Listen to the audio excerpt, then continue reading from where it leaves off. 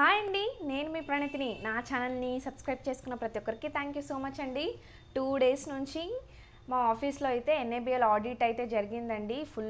అందరం అయితే full work చేసాము.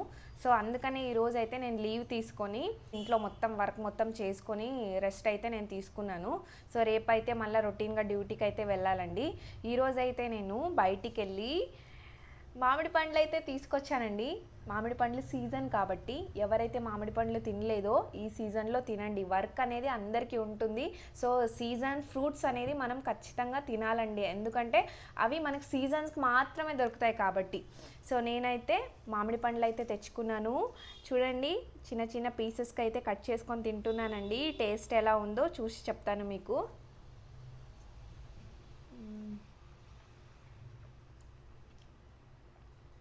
టేస్ట్ అయితే సూపర్గా ఉందండి.